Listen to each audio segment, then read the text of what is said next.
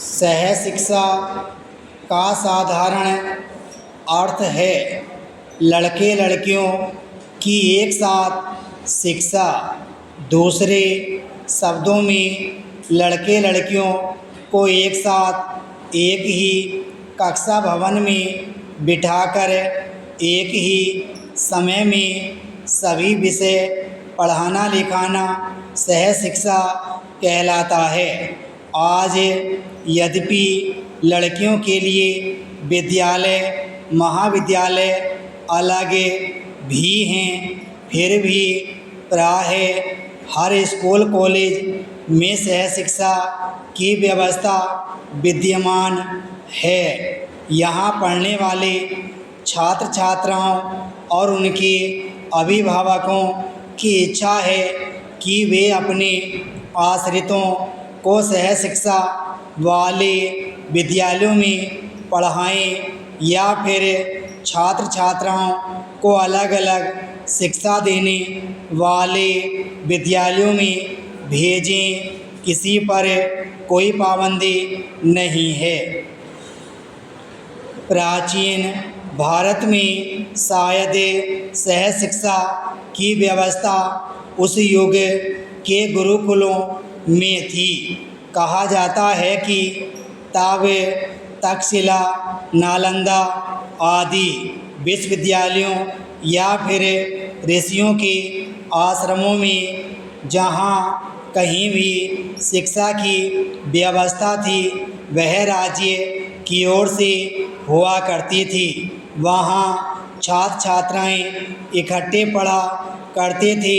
यह बात अवश्य खोज का विषय है कि इकट्ठे से तात्पर्य एक ही साथ और एक ही समय में पढ़ना है या एक ही समय आदि में अलग अलग कक्षाओं में दोनों छात्र छात्राओं के पढ़ने पढ़ाने की व्यवस्था थी।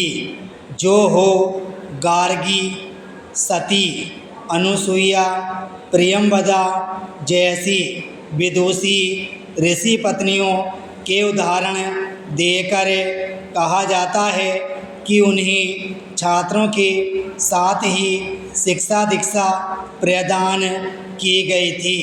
तब यदि सह शिक्षा हुआ करती थी तो भी उसके किसी अच्छे बुरे परिणाम की लिखित या मौखिक चर्चा कहीं भी नहीं मिलती।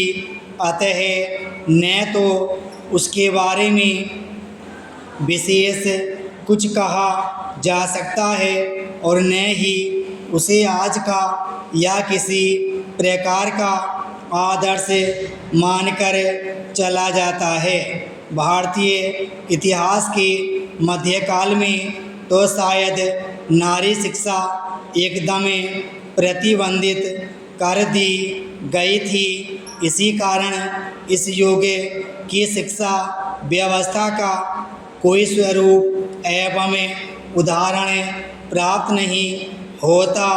कुछ लोगों के बारे में यह अक्सर कहा जाता है कि वे कुछ परिवारों की नारियों के शिक्षालयों जैसे कवि आचार्य केशव देव के बारे में प्रसिद्ध है कि उन्होंने अपनी शिष्याओं को पढ़ाने के लिए कुछ पुस्तकें रची थीं।